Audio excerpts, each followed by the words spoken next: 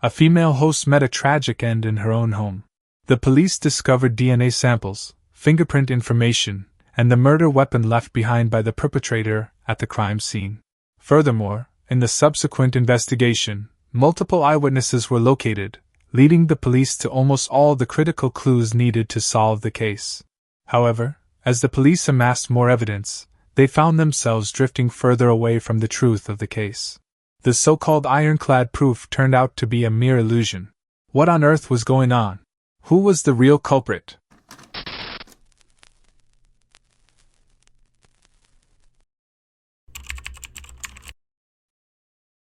This case occurred in Petersburg, Virginia, USA. On the morning of July 11, 1994, the Petersburg Police Department received a distress call. A woman's voice trembled as she reported that she had intended to go to work with her colleague. Upon reaching her colleague's apartment, she found the door tightly locked. Peering through the window, she saw crimson stains splattered all over the place. Worried that something terrible had befallen her colleague, she urgently requested the police to come and assess the situation. Upon receiving the report, the police swiftly arrived at the mentioned apartment. Gazing through the window, they beheld the chaotic scene inside, exactly as the woman had described. The apartment was a mess, drenched in glaring pools of blood. Evidently, a violent incident had occurred within those walls. Since knocking on the door yielded no response due to the locked door, the police decided to force their way in. The moment the door swung open, they were greeted by a trail of red leading from the kitchen all the way to the bedroom. Upon entering the bedroom, they found a young woman lying on the floor, covered in blood and completely nude. She bore over 10 wounds inflicted by a sharp weapon. Life had left her, and the police suspected that she had been sexually assaulted before her demise. On the bed lay copious amounts of blood and a blood-stained dagger, the likely murder weapon. After conducting a preliminary examination of the bedroom, the police followed the blood trail to the kitchen. Within the kitchen, they discovered 2 bloody fruit knives, both severely bent and distorted. It was evident that the assailant had exerted extreme force, displaying a level of brutality during the act. Contrasting the blood patterns in the bedroom, the blood stains on the kitchen floor were all dripped, leading all the way to the vicinity of the sink. The tap at the sink was turned on, with tap water continuously flowing. Not far from the sink, the police also found a shattered glass cup, stained with blood.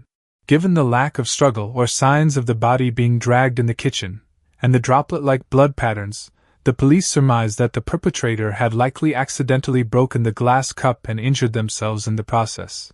Thus, they washed their hands at the sink, indicating that all the blood in the kitchen was probably left behind by the culprit. However, these were all police speculations. The true facts could only be established after the forensic examination. Soon, the forensic team arrived at the crime scene. According to the autopsy report, the victim had a total of 15 wounds, with 3 of them on her neck, which was the cause of her death. The time of death was estimated to be between 8 p.m. and 11 p.m. the previous night. The forensic team also collected a sample of male semen from the victim's vaginal swab, confirming that she had been sexually assaulted. Subsequently, the forensic team extracted DNA data from both the collected male semen and the blood samples from the kitchen. The DNA profiles were an exact match, validating the police's earlier speculations that the bloodstains in the kitchen were left by the perpetrator. The police now had a complete DNA profile of the suspect. However, back in 1994, the DNA database in the United States was still in its early stages, and the Petersburg police did not find a match for the suspect's DNA. They had to explore alternative methods to solve the case. Do you recall how the police entered the crime scene? They had to force entry. Since the main door of the apartment was locked from the outside using a key, and the victim's key was found in the bedroom, it was evident that the perpetrator was someone who had a key to the victim's home. This indicated a close connection between the culprit and the victim. Consequently, the police immediately initiated an investigation into the victim's background, hoping to swiftly identify the perpetrator and crack the case. According to the woman who reported the incident, the victim was named Hope Hall, a 22-year-old assistant host at NBC television. 4 years prior, she had married a man named Robert Kinney. The couple had a son shortly after their marriage, but their union lasted only 3 years, divorcing just a year ago. They had frequently engaged in heated arguments, particularly over custody of their child, leading to legal battles. After comprehensive evaluations, the court had eventually granted Hope custody of their son and the right to continue living in their shared house. This fueled suspicions that Robert might have been involved in Hope's murder. The police shared these suspicions, seeing that Robert had significant motives for the crime. With Hope's death, he would automatically gain custody of their child and control over the house. Moreover, as the former owner of the house, he likely possessed a key to the apartment, which could explain how the door had been locked from the outside. Most crucially, during the initial investigation, the police hadn't found Hope's 3-year-old son at the scene. The child was likely taken by someone, and only someone closely related, like the biological father, would have a reason to take the child. With these factors in mind, the police swiftly headed to Robert's residence for further investigation.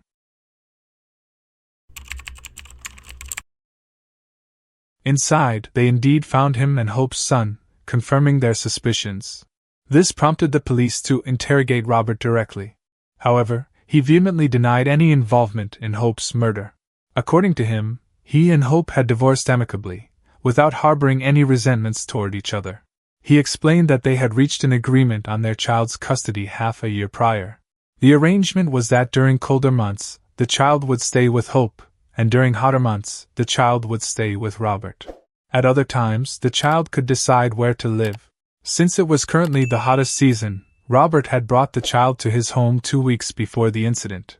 Contrary to the police's suspicions, Robert claimed he didn't bring the child back only after committing the crime. To verify the authenticity of Robert's statement, the police interviewed the neighbors near Robert's residence. The investigation ultimately confirmed that Hope's son had indeed been brought back by Robert half a month prior. Despite this, the police still couldn't dispel their suspicions regarding Robert. Consequently, they requested a blood sample from him for DNA comparison with the suspect's DNA. The results indicated that their DNA profiles were not a match, unequivocally ruling out Robert as Hope's murderer. With Robert's suspicion cleared, the police shifted their focus to Hope's family members as they were among the few who could possibly possess a key to her apartment. However, before the formal investigation could commence, the police received a crucial lead. 2 women, claiming to be Hope's neighbors, arrived at the police station to report that around 11 p.m. on July 10th, they had witnessed a half-naked man hurriedly leaving Hope's apartment building. This led them to suspect that the man might be the perpetrator. According to one of the eyewitnesses, the man had brushed past her that night, allowing her to clearly see a peculiar tattoo on his body that resembled some sort of religious symbol. Based on the eyewitness's description, the police quickly sketched the tattoo and, after investigation, discovered that it closely resembled the insignia of a nearby college fraternity. Consequently, the police launched an investigation into the fraternity and swiftly identified a suspect, Hope's ex-boyfriend, Leroy Quick. Leroy's position was unique. He was the victim's former boyfriend and separated from her just 1 day prior to the murder. The timing of their breakup was crucial. Their breakup had been tumultuous, and many people heard Leroy threaten Hope the day before, warning her to be cautious when alone at night. Unfortunately, Hope was indeed killed the following day. This naturally raised suspicions about Leroy's involvement, especially since he possessed a key to Hope's apartment even after their breakup. Although they had parted ways, Leroy had not returned the key to Hope. This implied that he had the means to commit the crime by entering her apartment and locking the door from the outside after the act. With mounting suspicion against him, the police brought Leroy in for questioning. Throughout the interrogation, Leroy maintained his innocence, but his body language seemed to betray him. He appeared anxious, trembling incessantly, casting doubts on his words. The police remained skeptical of his denials and decided to bring in the 2 eyewitnesses who had reported the incident to identify him in person. Upon seeing Leroy, both witnesses confidently confirmed that he was the same man they had seen running out of the apartment building half-naked that night. Despite the eyewitness identifications, Leroy still refused to confess. He insisted that he had not been at Hope's residence that night. Faced with this impasse, the police had to resort to more aggressive measures. They applied for a court order to forcibly collect Leroy's DNA sample. If his DNA matched the suspect's, even if Leroy continued to deny involvement, the police would have enough evidence to incarcerate him. Shockingly, The DNA comparison results showed that Leroy's DNA did not match the suspect's DNA at all. The situation remained baffling for the police, leaving them unable to comprehend the circumstances. However, this confusion didn't lead them to completely rule out Leroy as a suspect. Several factors kept the suspicions alive. Firstly, 2 eyewitnesses had both seen Leroy leaving Hope's apartment building around 11 p.m., which indicated that he had indeed been there that night. Given that Hope's time of death fell between 8 p.m. and 11 p.m., Leroy's departure at 11 p.m. aligned perfectly with the timeline of the crime.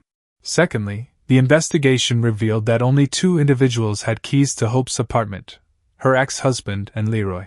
With the ex-husband cleared of suspicion, the only person who could have locked the door from the outside after the crime was Leroy. Thirdly, Leroy displayed nervousness and trembling during his interrogation, classic signs of guilt and deception, suggesting that he was hiding something. Combining these factors, the police were convinced that Leroy must have some connection to the case. However, due to a lack of substantial evidence, they were left with no choice but to let him leave the police station. Despite launching numerous subsequent investigations, the police could not uncover any clues that would aid in solving the case. Gradually, the case turned into an unsolved mystery. 2 years later, in August 1996, a surprising breakthrough occurred. In an effort to expedite the establishment of a criminal DNA database, police departments across states were instructed to input all criminals' DNA data into the database. Consequently, the Petersburg Police Department once again uploaded the DNA data of Hope's murderer into the database. Yet again, there was no match found. A month later, the state of Virginia issued a command regarding unsolved cases. All police departments were required to re-enter the DNA data of unsolved cases suspects into the newly completed criminal DNA database to check for potential matches. Hence, the Petersburg Police Department re-uploaded the DNA data of Hope's murderer into the database, though they held little hope for a breakthrough since they had done the same only a month prior. However, against all odds, when the DNA data of the suspect in Hope's case was entered into the criminal DNA database, an alarm sounded. This time, there was a match. Initially, the Petersburg police suspected a glitch in the system, but upon examining the perpetrator's profile, they knew they had found their culprit. His name was Sherman Johnson, a man serving a 100-year sentence for the rape and murder of 2 young women. His DNA data had only been uploaded into the criminal DNA database 2 weeks prior, which explained why the Petersburg police had not found a match for him a month earlier. According to criminal records, Sherman typically gained access to his victims' homes by pretending to borrow a phone or ask for a drink of water. He would then proceed to rape and murder them, often utilizing improvised weapons found on site. Analyzing Sherman's modus operandi, it was clear that Hope, a single woman, fit the profile of his usual targets. The crime scene also aligned with his typical style of using readily available objects as weapons. Moreover, during the time of Hope's murder 2 years prior, Sherman resided less than 500 meters from her residence, making it likely that he knew when she was alone at home and had ample opportunity to commit the crime. Considering the evidence at hand, no matter which angle the police analyzed the case from, Sherman appeared to be the prime suspect in Hope's murder. However, the fact remained that he did not possess a key to Hope's apartment. How then did he manage to lock the door after the crime? After pondering the case, the police began to suspect a connection between the case and Hope's ex-boyfriend, Leroy. He not only had a key to her apartment, but was also seen at the crime scene and was less than forthcoming during his earlier questioning. It was clear that there was more to the case than met the eye. Driven by these uncertainties, the police decided to interrogate Sherman, who was currently serving time in prison. They asked if he knew Leroy, to which Sherman appeared genuinely bewildered and stated that he had no knowledge of the individual. Interestingly, a criminal psychology expert present during the interrogation analyzed Sherman's facial expressions and concluded that he indeed had no familiarity with Leroy. While the result was somewhat unexpected for the police, they had to accept the truth as it was. They did not delve further into whether Sherman knew Leroy or not, and instead moved on to inquire about the events of the night of the murder, hoping to reconstruct the truth behind the case. However, to the police's surprise, Sherman vehemently denied his involvement in Hope's murder. Regardless of their questioning, he claimed ignorance. It was clear that Sherman remained unaware of the power of modern biotechnology. In the face of the undeniable DNA evidence, any attempt to argue his innocence was futile.